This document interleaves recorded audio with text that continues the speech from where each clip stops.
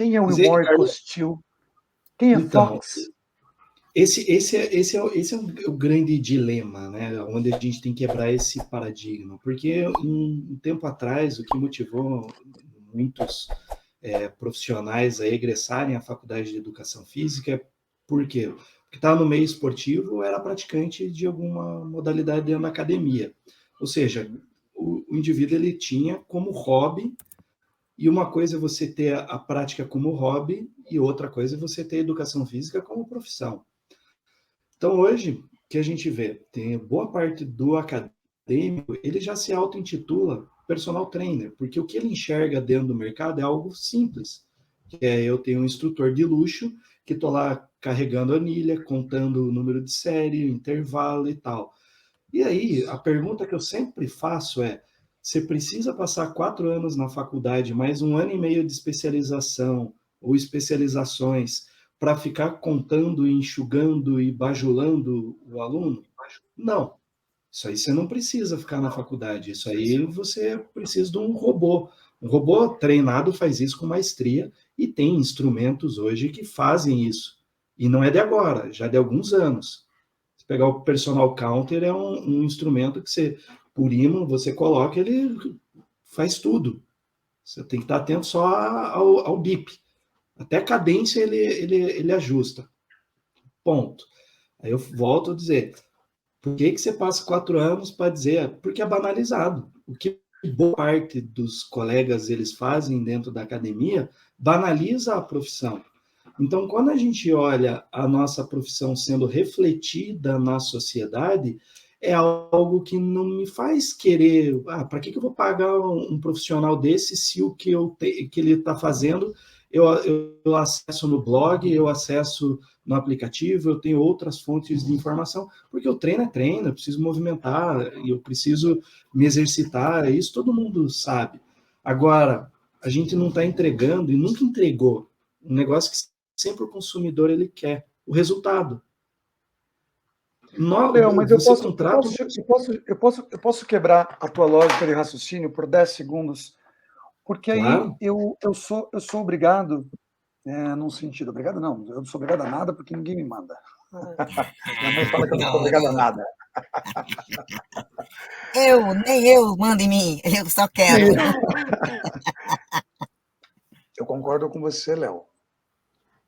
Só que antes de botar a culpa no personal, que isso é uma culpa nossa, Não, eu não falei do método, falei do modelo, aquilo que enxerga que repete. Mas é que tem o problema. Esse modelo só existe por causa de um problema. A sociedade que nós temos e que nos enxerga. Porque assim, vamos fazer um pouco de aula de história. Vamos voltar aí a 30, 40 anos atrás. Muito antes do surgimento do Conselho Regional, muito antes de qualquer sistema organizado. O que eram os ginásios? Que é daí que vem a palavra ginásio. Eram centros de treinamento onde você tinha ginástica, atletismo, levantamento de peso olímpico, não tinha nada a ver com musculação, era LPO, e que os professores, e muitas vezes treinadores, que eram os caras que ministravam essas aulas. Então era uma questão da cultura ao corpo, em que o objetivo era, opção A, performance. Ou você ia correr mais, ou você ia andar mais, ou você ia levantar mais peso, ou eram questões ginastas, né? Por que não se falava em estética nessa época? Por uma questão cultural. Na época não se falava de estética, não se tinha ainda esse endeusamento da estética. Mesmo no carnaval não se falava disso ainda, até porque se vocês pegarem as modelos que eram bailarinas, que faziam os carnavais, eram magras, porque era o padrão da época, movido pela moda. Mesmo as próprias carnavalescas eram magras, com as raras exceções por uma questão genética, as negras, que tinham o seu formato esbelto por uma questão cultural e genética, não tem nada a ver com treino, elas não agachavam, como Graciane faz hoje, Viviane Araújo, elas não agachavam, não faziam nada, era só samba, dança, ponto. Só que com a evolução ou devolução, aí vai do ponto de vista de como cada um quer entender, O capitalismo, o modernismo, a alimentação, o padrão cultural da nossa sociedade começou a mudar. E principalmente os aspectos alimentares começaram a mudar. A obesidade chegou no Brasil, o refrigerante, o açúcar, o sedentarismo, a mudança das pessoas do campo para a cidade, toda essa mudança, e com isso esses ginásios perdem o seu espaço e começam a surgir unidades que eram nas escolas, nos centros, começam a se tornar academias. E aí, a partir disso, começa-se uma ideia de endeusamento. A estética, quando? Quando os filmes americanos que chegam por intermédio de Arnold Schwarzenegger, seriados americanos como Incrível Hulk, esses caras chegam no Brasil, através das emissoras de televisão, Rede Globo, Bandeirantes, Record, e aí algumas pessoas, poucas, porque na época, para falar assim de, quantas pessoas na década de 60, 70 podiam ir para fora do país acompanhar o Arnold, acompanhar o Mr. Universo? Cara, nós estamos falando de pessoas de classe econômica alta. Sabendo que a nossa população hoje, em regra, nos últimos 20 anos, a gente está falando de 5% da população brasileira naquela época que tinha condição de ir para fora do país, ou menos. 5% acho que é exagero até, deve ser uns 2%, que tinha condição de viajar para fora do país, ou que tinha negócios e que gostava de alguma prática esportiva. Exceção, futebol, atletismo ou vôlei, que já tinha esse acesso. Então, culturalmente falando, houve uma evolução nesse aspecto, só que a nossa sociedade não foi ensinada a entender que a cultura ao corpo nunca foi pela estética, ela era pela performance.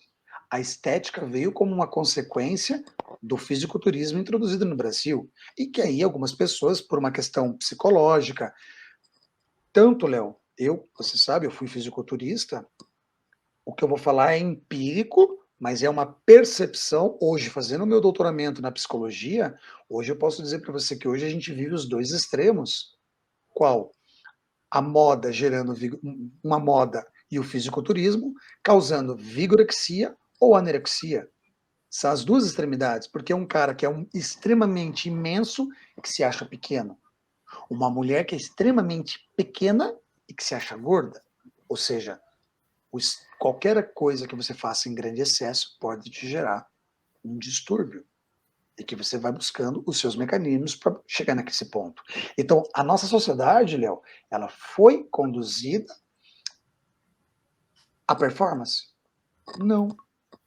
Mas eu quero contratar um personal para emagrecer. Pera lá. O personal não emagrece ninguém. Primeiro que exercício não emagrece. Professor, meu Deus, então quer dizer que eu estou contratando um personal, gasto lá 2, 3 mil por mês e ele não vai me emagrecer? Não, não vai, filho. Não vai, desculpa. Se você não fizer déficit calórico, você não estiver dentro de um balanço nutricional adequado, o que o personal faz, 300, 400, 500 calorias, não vai emagrecer você. Sinto muito. Agora, se você estiver com déficit calórico, comendo só o que o nutricionista falou, ou, eu não quero nutricionista, mas você não come doce, não come chocolate, não come fritura todo dia, como no final de semana, como eventualmente, o déficit calórico ele vai ser normal. Aí o exercício vai gerar um déficit superior ao quilo que você está ingerindo. Do contrário, sinto muito, jovem, você não vai emagrecer. Então, a nossa sociedade está contratando. Se a nossa sociedade sabe que o personal não vai emagrecer ela, porque hoje isso é falado o tempo inteiro, não é mais nenhum milagre, não é nenhuma novidade. Não estou trazendo nenhuma informação que o Colégio Americano de Medicina e Esporte trouxe semana passada. Isso aqui tem mais de 10 anos. Agora, por que então a sociedade continua contratando personal? Primeiro, porque eles querem se sentir abraçados, eles querem se sentir confiantes que existe alguém vigiando ele, são pessoas que precisam de alguém para zelar por eles, apenas zelar. Porque se nós fizéssemos um estudo de todos os personal trainer a nível Brasil, que de fato sabe o que estão fazendo, que tem conhecimento técnico de biomecânica, que tem conhecimento técnico apurado para regular uma máquina para não lesionar o seu aluno, a gente teria só uns 2%. Tanto que isso que já foi pauta, até inclusive de conversas entre alguns colegas, que eu, Carlos, sou a favor de uma OAB para educação física. Terminou a faculdade, OAB. É, Por quê?